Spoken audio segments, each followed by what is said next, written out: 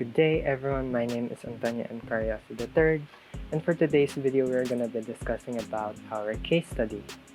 Everyone knows that in a pandemic we are in deep need of help and assistance from doctors and of course nurses, as this is a part of what they have prepared themselves for, studying and working seemingly endless nights without sleep. The researchers aim to find the cause for the problem. Decrease in local nurses negatively affects the quality of healthcare towards patients. We chose this topic as it passes the criteria of SMART, in short for specific, measurable, attainable, relevant, and time-related. We chose the hospital administrator as the viewpoint, as we see them deemed to be in charge of the hospital, meaning they should know everything about what happens in the hospital.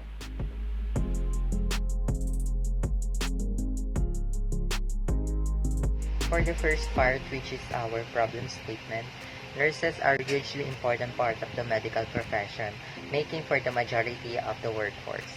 One of the repercussions of the pandemic is that there are fewer nurses in the country as a result of the pandemic. In this case study, researchers look at a challenge that patients and medical professionals face in the midst of a pandemic. This has an impact on the quality of health care provided to individuals as well as to the economy. Therefore, this case study concerns the quality of health care towards patients due to the decreasing number of local nurses.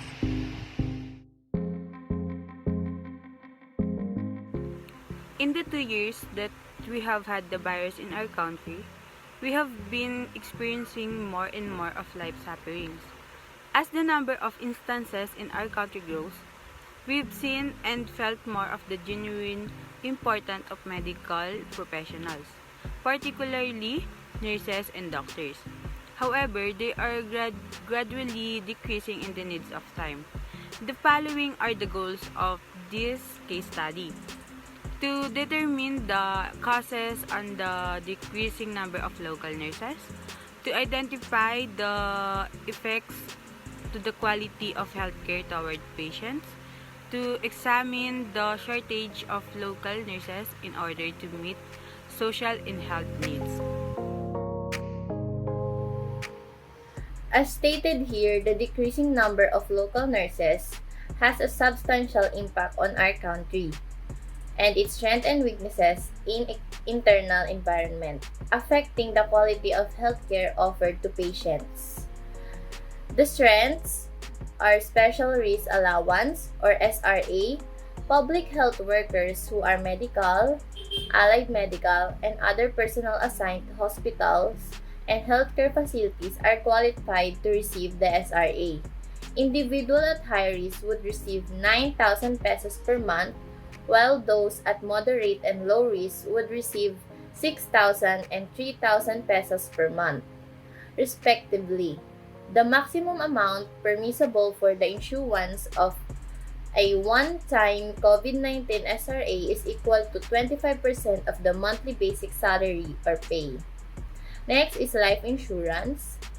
Medical frontliner workers of the government service insurance system would receive an additional 500,000 pesos in life insurance coverage. This in addition to the 1 million awarded under Republic Act number 11469, also known as the Bayanihan to Heal as One Act, to the families of health workers who died in the course of duty. Next is the weaknesses. The weaknesses is underpaid. Healthcare professionals in the Philippines are chronically underfunded, underpaid, and overworked. If these problems aren't addressed, the profession could face a mass exodus in the near future. Doctors in the Philippines, even specialists, are training as nurses to take advantage of the demand. For nurses in developed countries, not surprisingly, since monthly incomes for nurses in the USA reach $3,000 to $4,000 compared with $300 to $800 for doctors in the Philippines. The decreasing number of local nurses, which affects the quality of healthcare provided to patients, has a significant impact on our country and its opportunity and threats in external environment. The opportunity is the number of overseas Filipino workers. The number of OFW nurses will increase the rate in our country, and their significant contribution towards the growth of the Philippine economy. OFWs continued growth in OFW remittances will aid the consumer spending, which accounts for roughly 70% of the economy, as well as the country GDP recovery or gross domestic product. The two threats in external environment are the economic factors and the healthcare system. The economic factors is the economy is a critical threat to the external environment. That is decreasing the number of local nurses in our country will cause our economy to be weak. The second one is the healthcare system. Decreasing nurses will result in responding to sick people, causing our healthcare system to slow down, and there may be many deaths due to disease. Assumptions. The nursing profession continues to face shortages due to a lack of potential educators, high turnover, and inequitable workforce distribution. The causes related to the nursing shortage are numerous and issues of concern. Some potential reasons are explored below. Aging population. The need for healthcare grows as the population ages. The reality is that most older people do not have just one illness to deal with, but rather a slew of diseases and comorbidities that necessitate treatment. As a general, the population is living longer, resulting in increasing usage for health services. Many diseases that were formerly fatal can now be lived with for a long time. The cost of treating these chronic illnesses can put a strain on the workforce. Aging workforce. This number includes nurse faculty, and that presents its own unique problem. Training more nurses with fewer resources. Nursing faculty are experiencing a shortage, which leads to enrollment limitations, limiting the number of nurses that a nursing school can generate. Decrease in limited faculty can cause fewer students, and the overall quality of the program and classes can decline. Nurse burnout. Some nurses graduate and begin working only to discover that the profession is not what they expected. Others may labor for a while before becoming burnt out and leaving the field. Nursing turnover appears to be leveling off, but only after years of consistent increases.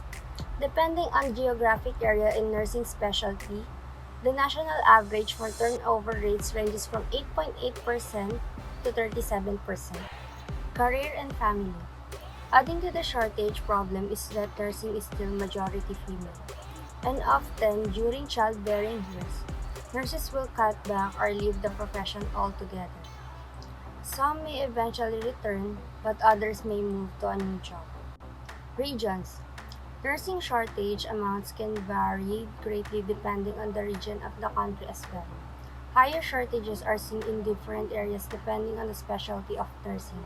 Some areas have real deficits when looking at critical care nurses, labor and delivery, and other specialties.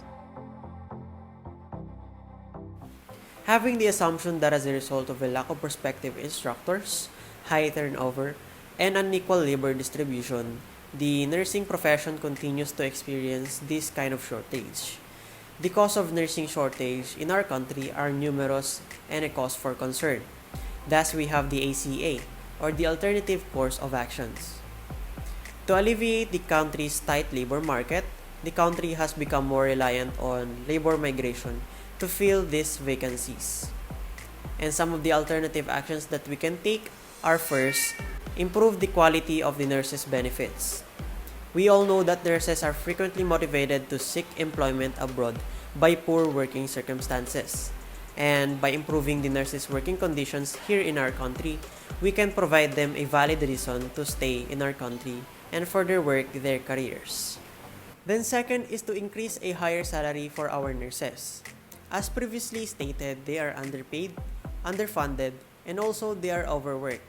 In addition to this, there is no overtime pay or hazard pay at home, and there is no health insurance coverage. As a result, an increase in their salary, health insurance, and so on can also help them have a reason to stay in our country. And lastly, we have the advancement of medical technology and equipment. One of the most reasons why most nurses tend to migrate and work abroad is because of the lack of advances in our technology. The government must promote and contribute to the advancement of medical technology, and this is for the benefits of our healthcare workers and also the frontliners. And now let us move on to the analysis of each ACA. First is improving the quality of nurses' benefits. We all know that the government can improve the quality of our country's nurses in a variety of ways. Proper measures have the advantage of providing feedback for initiatives to improve the quality in the field of healthcare. It is possible that nurses' preferences do not always align with the certain quality improvement measures. As a result of unintended consequences, nurses' pleasure, trust, and confidence in their jobs may suffer. Second ACA is increasing a higher salary for our nurses. Increasing the salary of our nurses may be unjust to other workers and a result of inequality and equity in the whole government structure, position, categorization, and compensation system. The nursing staff main concern were the outdated Bill of Rights and grading system, which needed to be changed. Significant advancements are needed, particularly in the terms of pay and employee promotions. Lastly is the advancement of medical technology and equipment. As technological advancement continues, the technology is becoming more pervasive in our lives than ever before. One of the most significant advantages of using the technology in healthcare is the ease with which data is generated, saved, and transmitted across systems and parties. This will make it easier for our healthcare workers to do their jobs. However, it can be hazardous to the product's quality and safety. Nurses who work long hours or in understaffed units are more likely to make mistakes, and new medical technologies have simplified routine procedures. As a result, human error are more likely less to happen. Nurses may leave their professional setting if they feel stretched thin as a result of prolonged mental and physical strain, because fewer nurses are required to provide adequate care, and emerging telehealth technologies can relieve the strain on the nurses. The conclusion. There are three alternative course of actions. The number one is improve the quality of nurses' benefits. Number two, increase a higher salary for our nurses. Number three is advancement of medical technology and equipment. In improving the quality of nurses' benefits, the probability of success was 25%, the ease of implementation was 15%, the relative resistance was 10%, with a total weight of 50%. In increasing a higher salary for our nurses, the probability of success was 15%, the ease of implementation was 10%, the relative resistance was 5%, the total weight of 30%. Lastly is the advancement of medical technology and equipment. The probability of success was 10%, and the ease of implementation was 5%. The relative resistance was 5% also, and with a total weight of 20%. The total weight of the probability of success was 50%. The overall total of ease of implementation was 30%. The relative resistance has a total weight of 20%. The overall total weight was 100%. The advisable alternative course of action is ACA number 1, which is improves the quality of nurses' benefits.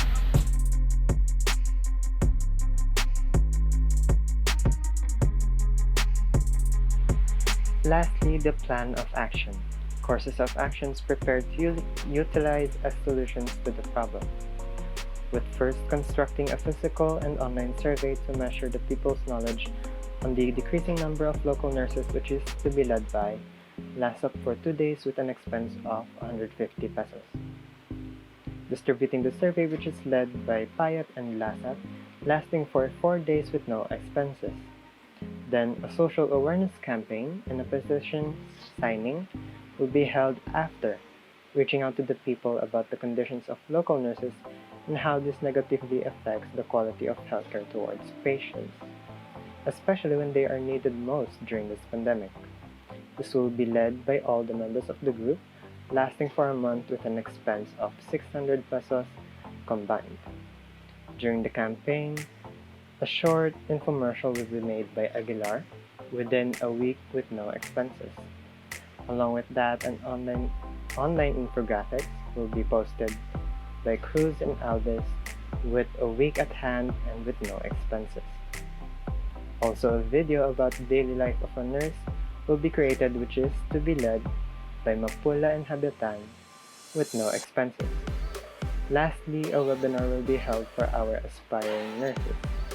Knowing the conditions of nurses today, this still shows the path as they aspire to help, be it for their family or their country.